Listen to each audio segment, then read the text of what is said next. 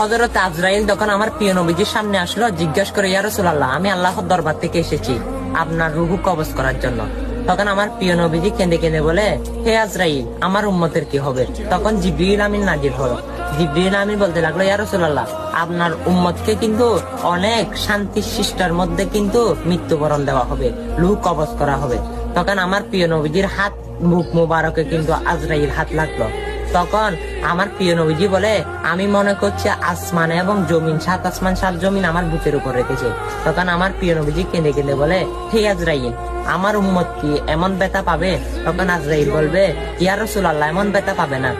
যখন একটি সন্তান তার মার স্তন শুষে শুষে যেমন ঘুমিয়ে যায়, আপনি কিন্তু যে উম্মতকে দুনিয়াতে রেখে এসেছেন তারাও কিন্তু এরকম আরাম পেয়ে পেয়ে কিন্তু ঘুমিয়ে যাবে এবং মৃত্যুবরণ করবে।